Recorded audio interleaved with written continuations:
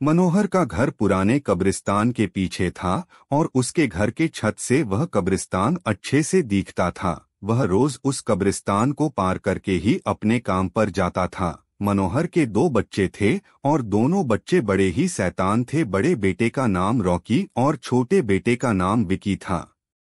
एक बार गर्मी की छुट्टियों में रॉकी और विकी की बहन सोनिया भी आई हुई थी। तीनों मिलकर रात के लगभग 12 बजे एक रूम में ट्रूथ और डेयर खेल रहे थे।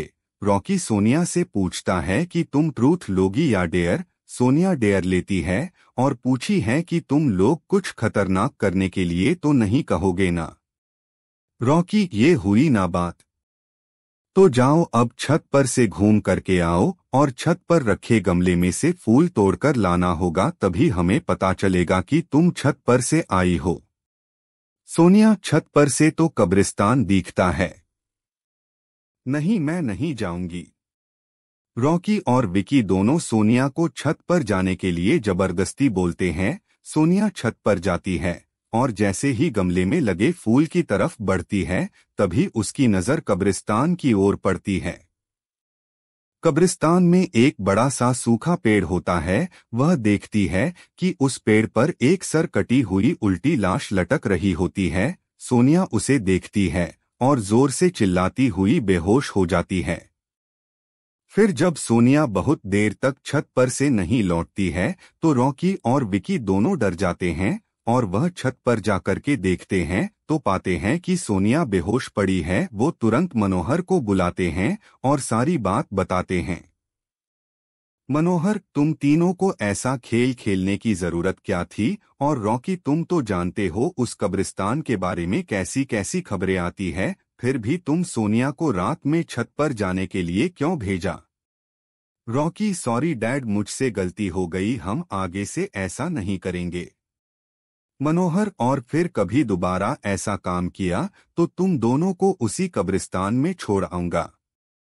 अच्छा सोनिया बेटी, ये बताओ तुमने वहां ऐसा क्या देख लिया था कि तुम वही बेहोश हो गई? सोनिया सहमी हुई हालत में मनोहर को सारी बात बताती है कि उसने क्या देखा। मनोहर ने उस कब्रिस्तान के बारे में ऐसी खबरें पहले भी सुनी हुई थी, इसलिए वह सोनिया को डांटता नहीं है और बच्चों को संभलकर रहने की सलाह देता है। एक दिन मनोहर को काम से छुट्टी मिलने में देर हो जाती है और उस दिन उसे ऑटो भी नहीं मिलता है। वह पैदल ही घर की ओर चल पड़ता है। इधर विकी और रॉकी दोनों आपस में बात करते हैं। रॉकी, विकी, तुम्हें क्या लगता है सोनिया ने जो कहा वो सच है? मुझे तो लगता है कि वो सिर्फ बातें बना रही है, वो उसका भ्रम होगा। विकी, अरे नहीं भाई, तुमने उसकी हालत देखी नहीं, एक दिन भी और यहाँ रुकने को तैयार नहीं हुई। मुझे लगता है कि उसने सच में कुछ देखा होगा। रॉकी, चलो हम कब्रिस्तान में जाकर खुद ही देख लेते हैं। विकी, अरे भाई, तुम पागल तो नहीं हो गए हो?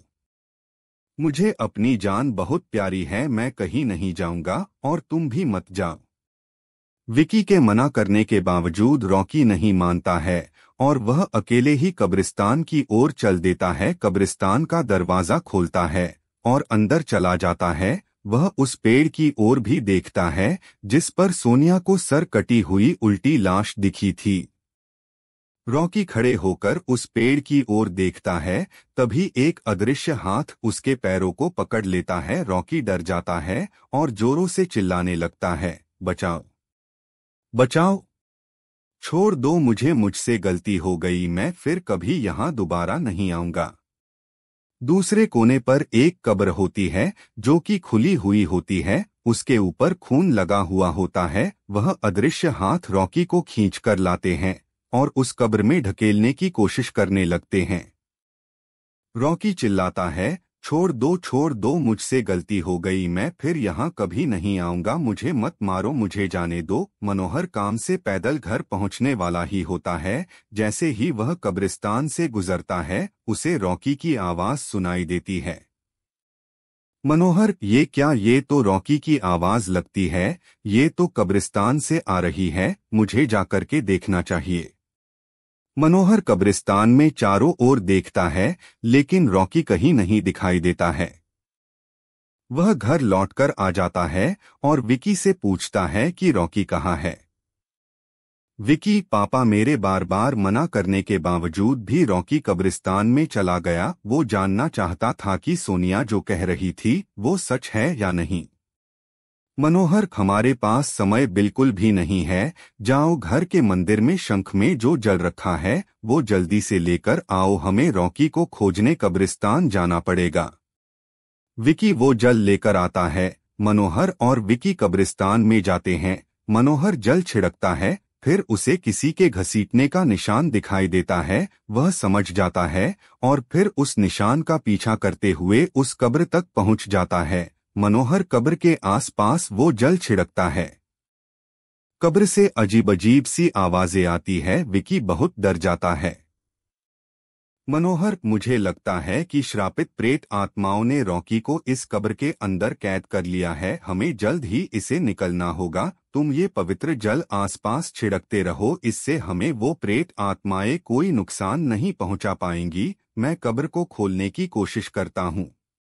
मनोहर उस कब्र को खोलने की बहुत कोशिश करता है। अंत में वह कब्र खुल जाती है। उसके अंदर रॉकी लथपथ बेहोश पड़ा होता है। मनोहर रॉकी को लेकर हॉस्पिटल जाता है। उसकी हालत बहुत गंभीर होती है। उस दिन के बाद मनोहर उस घर को छोड़कर शहर से दूर एक दूसरे घर में अपने पूरे परिवार के साथ रहने चला जाता है।